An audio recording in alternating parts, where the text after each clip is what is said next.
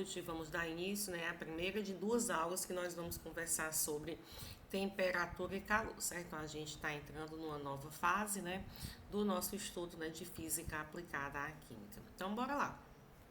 Primeira coisa é o que é essa tal da termodinâmica, né, que a gente vai estudar. É justamente uma parte da física, né, que relaciona a temperatura, o calor e a energia interna do sistema, né.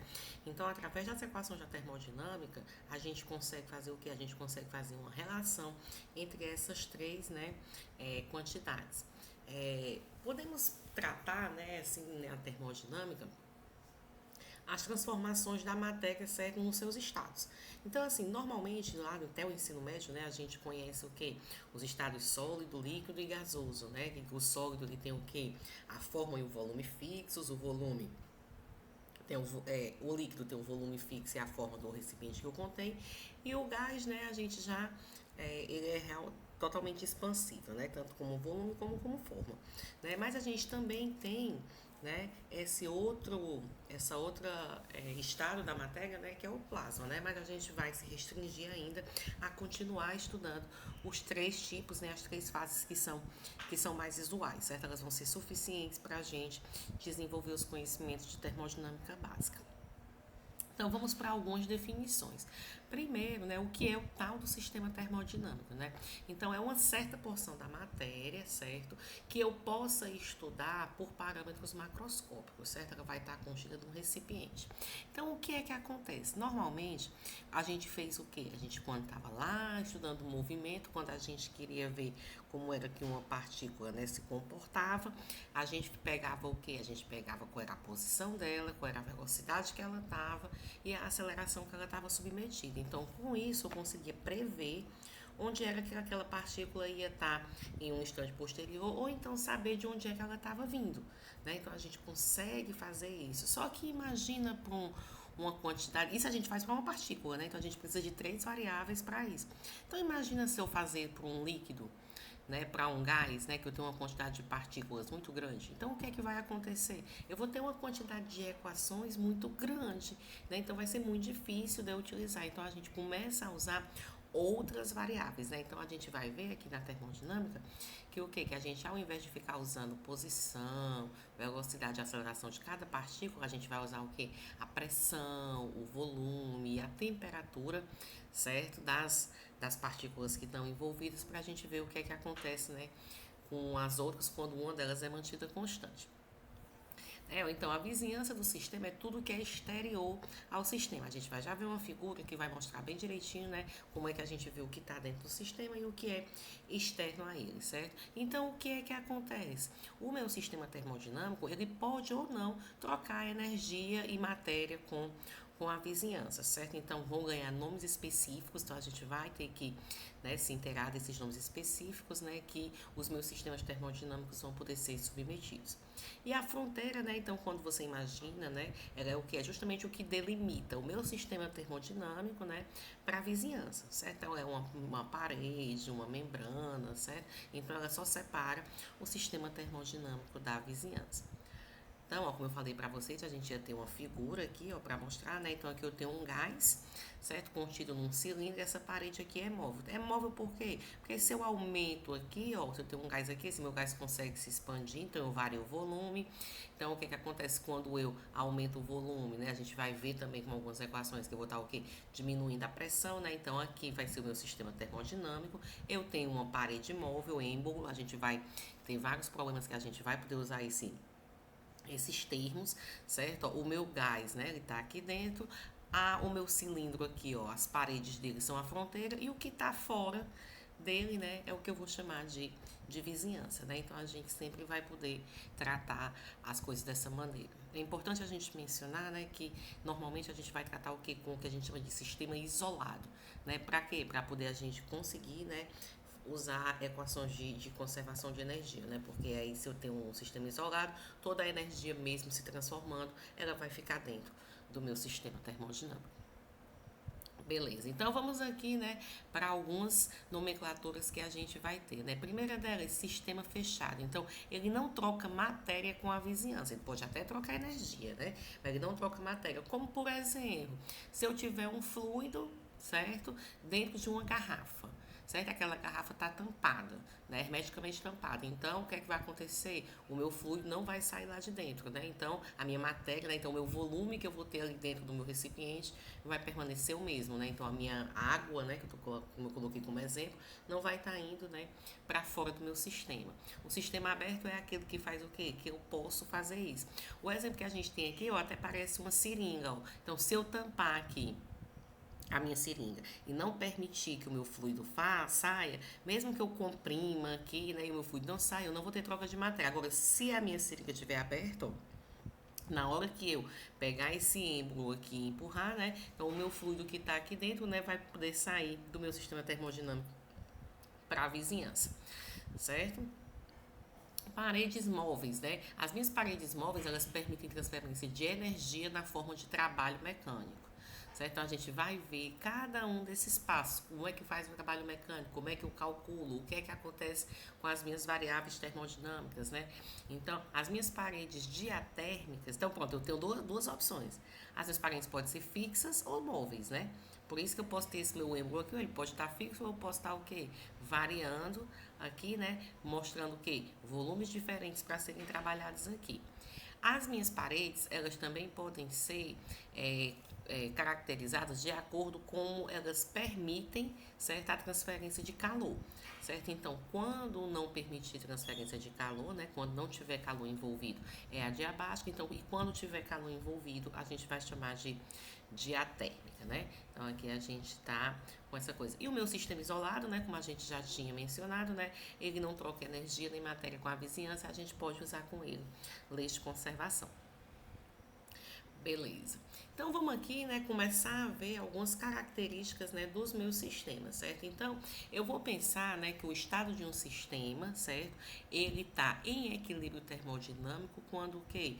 Quando eu não vario, né, as minhas propriedades, né, com o passar do tempo, né? As variáveis microscópicas que a gente vai trabalhar aqui, ó, pressão, volume e temperatura, elas são constantes no decorrer do tempo, né? Uma outra variável termodinâmica que a gente vai trabalhar é o número de moles, né? O número de moles ele está relacionado com a quantidade de matéria que a gente vai estar, né, no nosso sistema, né? Então, eu vou ter um equilíbrio termodinâmico quando eu não tiver nenhuma variação, né, nas minhas variáveis termodinâmicas. Então vamos aqui primeiro, né, iniciar com a lei zero da termodinâmica, né? A termodinâmica ela é representada por 3 leis, certo? E a lei zero, ela vem justamente auxiliar a gente, por exemplo, a criar termômetros. Então eu consigo medir temperatura de um corpo, né, por conta dessa lei zero, né? Então vamos considerar aqui, ó, que eu tenho 2 corpos, A e B, certo? Que eles não estão em contato térmico com o terceiro corpo, certo? O terceiro corpo é o termômetro, né? É o termômetro. Então eu peguei e fiz o quê, ó?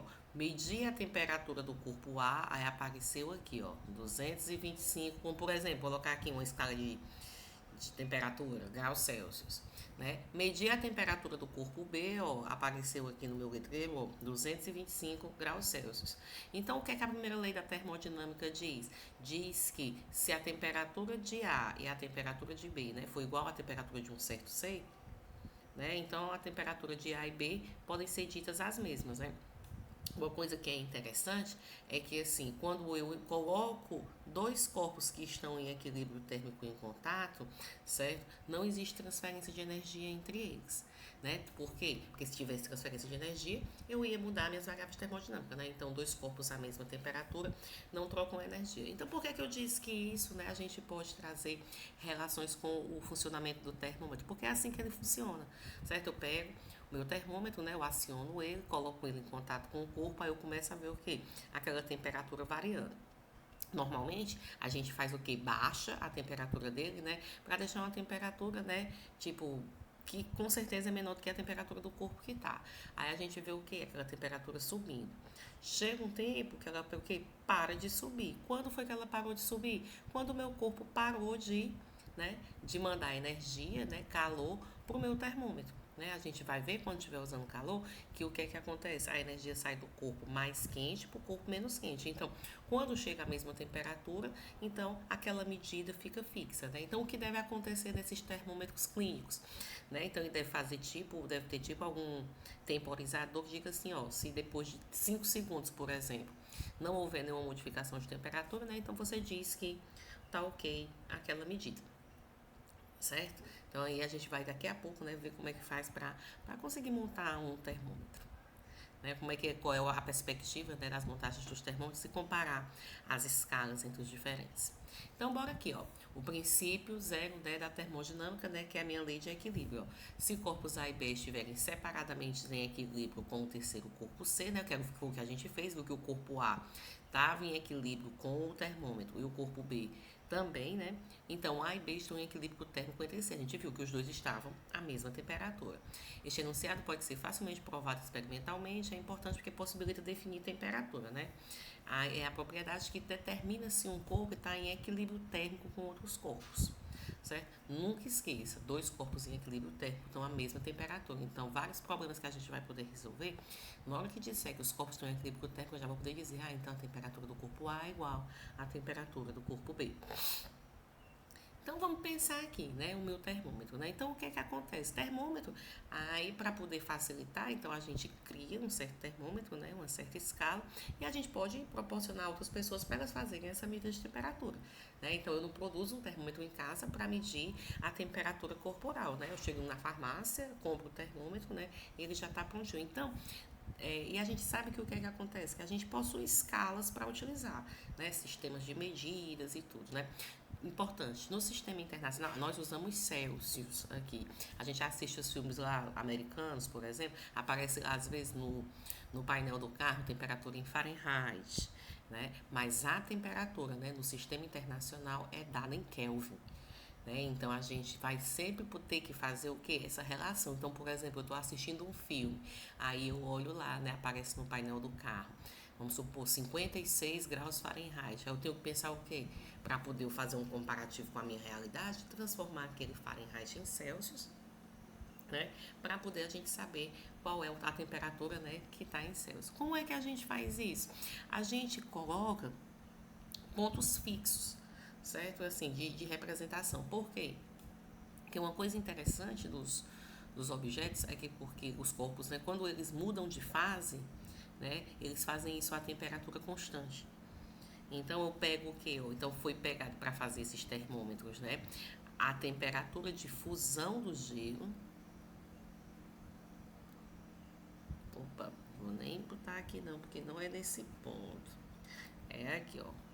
Fusão do gelo, né? O gelo começa a se fundir a 0 graus Celsius. Vou colocar aqui no céu, certo? E aqui a 100 graus Celsius, ó, a ebulição da água.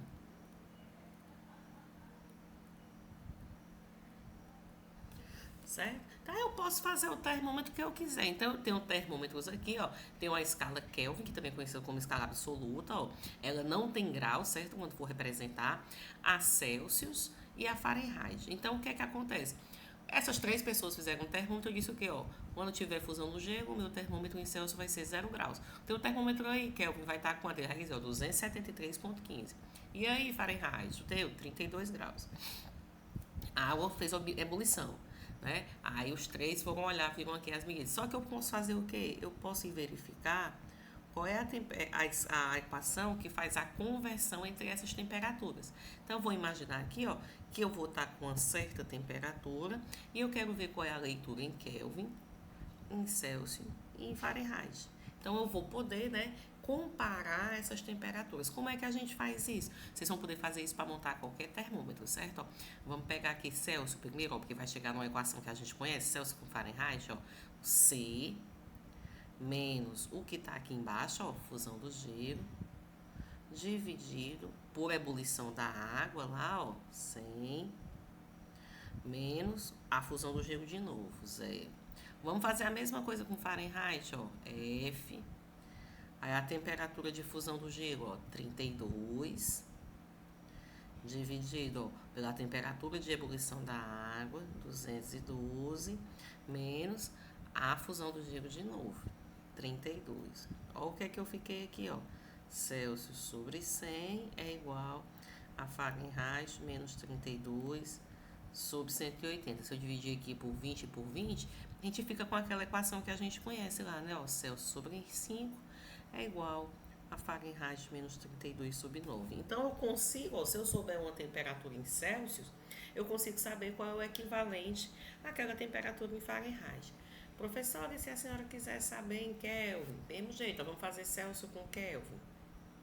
Celsius menos zero, né? Ó, dividido, ebulição 100 menos zero igual. Aí a Kelvin aqui, ó, Kelvin, aí menos a temperatura de fusão do gelo, ó, 273,15, né, ó, dividido pela temperatura de ebulição da água ali, né, ó, 373,15 menos 273,15. Então aqui eu fiquei com o que, ó?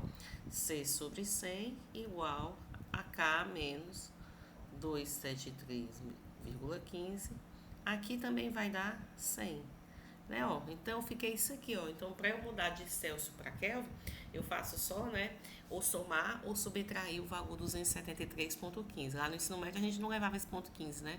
Só levava o 273, né? Aí então, isso aqui, ó, é importante para a gente saber fazer. Outra coisa que a gente tem que se interessar é o que, ó.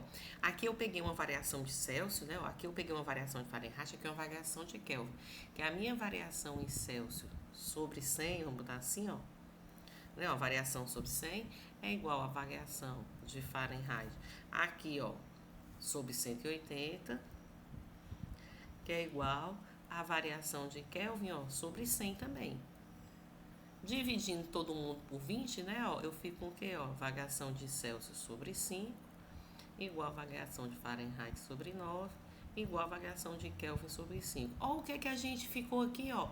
Variação de Celsius sobre 5, variação de Kelvin sobre 5. A variação em Celsius é igual a variação em Kelvin. Então, quando a gente estiver resolvendo os problemas, a gente não tem que levar muitas vezes para o sistema internacional. Então, se a minha temperatura estiver em Celsius, eu não preciso fazer nada, eu já posso utilizar direto quando eu estiver tratando de variação, porque a variação na temperatura Celsius é o mesmo valor da variação na temperatura Kelvin. Né? Então, aqui a gente tem só as convenções para calibrar o termômetro, né? Que é a ebulição da água e a fusão do gelo. Né? Então, a escala também é conhecida por centígrado, né? Porque ela está dividida em 100 graus. Né? Então, a gente tem essa condição aí para poder a gente calibrar um termômetro, né, na escala Celsius. E a Fahrenheit a gente viu aqui há pouco, né, como era que a gente fazia para resolver esse termômetro, né? Tava aqui, né, o C sobre 5, né, Fahrenheit, menos 32 sobre 9. Beleza. A escala Kelvin é interessante porque, como ela é a temperatura, a escala do sistema internacional de unidades, é nela que você consegue encontrar o zero absoluto. O que é o zero absoluto? É aquela temperatura onde o corpo vai ter a menor grau de agitação molecular, certo? A menor energia possível que a gente vai poder experimentar. Por exemplo, professor, mas o que é essa agitação?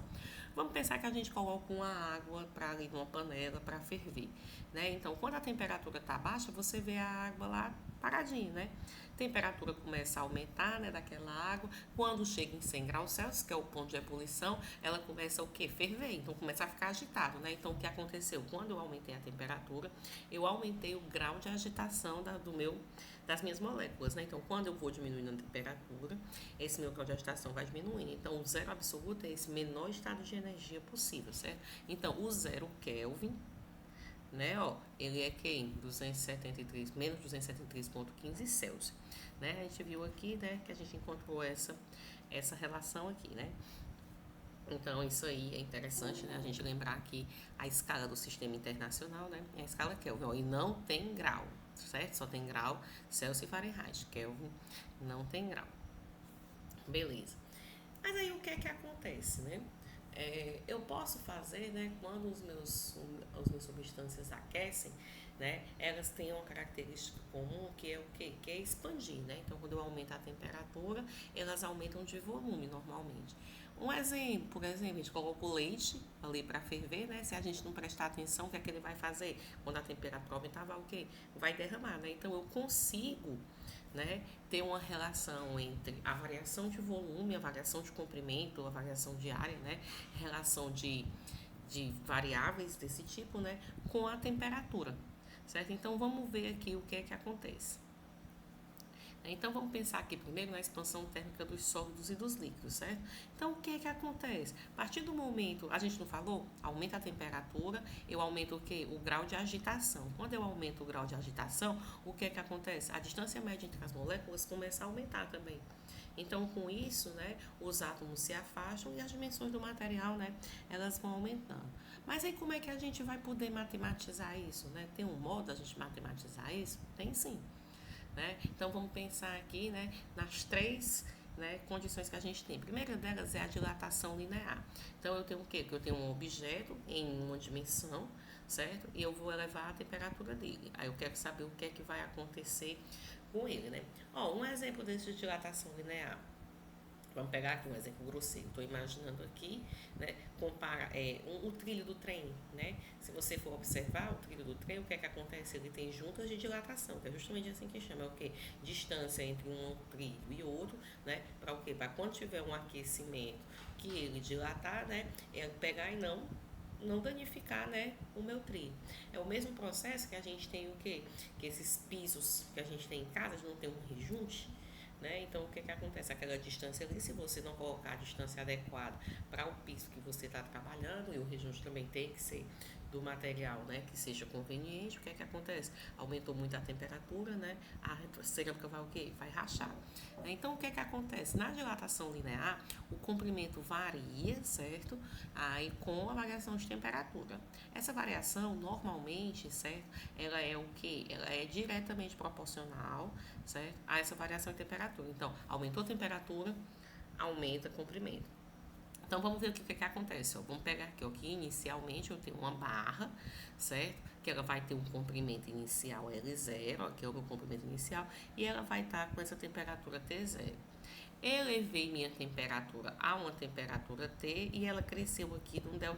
Ó. Então, a minha variação de temperatura é quem? É T menos T0, né? Temperatura final menos a temperatura inicial. Do mesmo jeito, a minha variação de volume, vamos pegar assim, o meu comprimento total, ó, o meu comprimento no final aqui, ó, ele vai ser quem, ó? Vai ser o comprimento inicial que eu tinha, mais o que ele variou, certo? Ó, então, essa variação do comprimento, ó, vamos aqui, ó, ela vai ser quem, ó? L menos L0, né? É o comprimento final, menos o que ele aumentou. Então, como é que a gente vai relacionar essas duas grandezas, né? Ó? Então, o que é que acontece? Como a gente diz que é diretamente proporcional, né? Ó?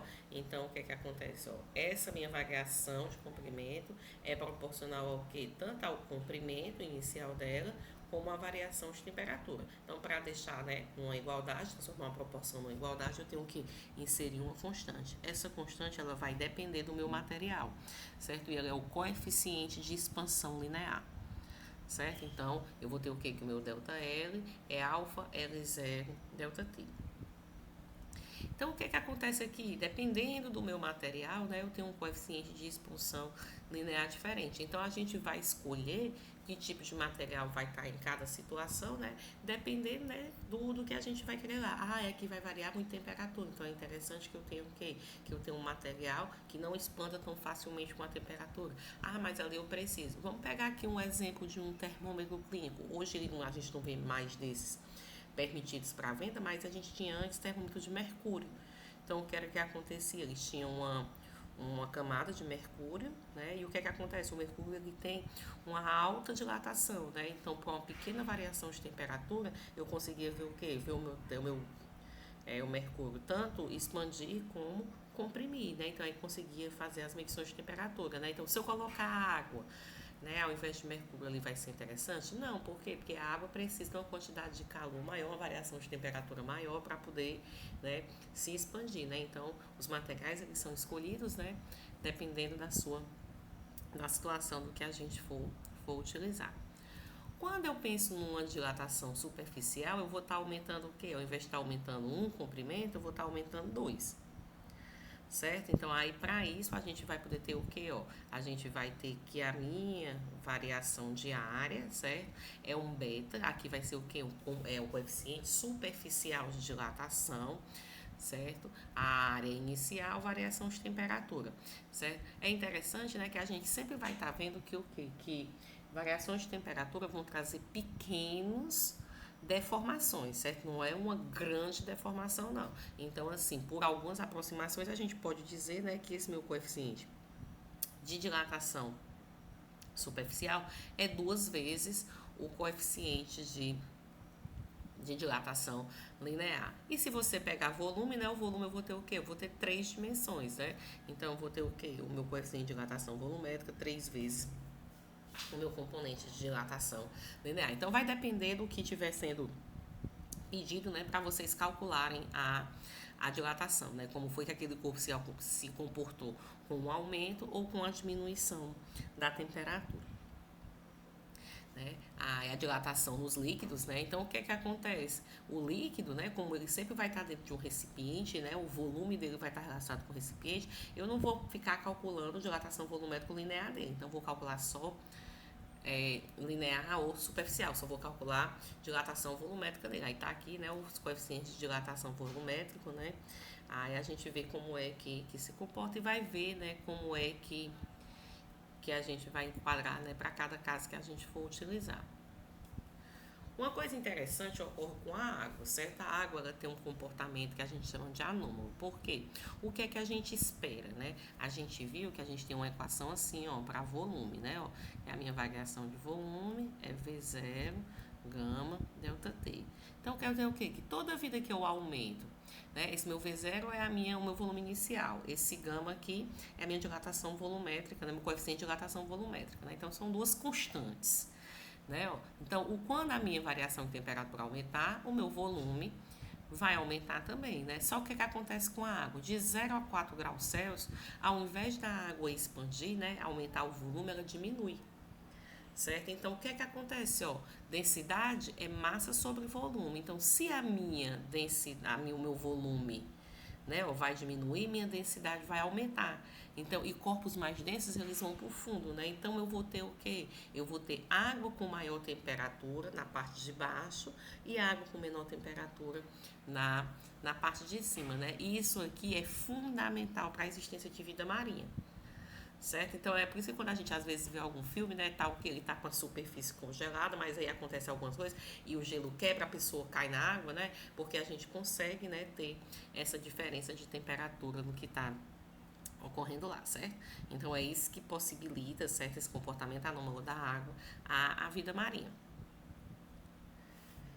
Então a gente já entende, né, o que é temperatura, como é que a gente vai fazer para medir temperatura, né? A gente já viu os termômetros, a gente já viu que quando varia a temperatura, as minhas substâncias elas podem variar suas dimensões, né?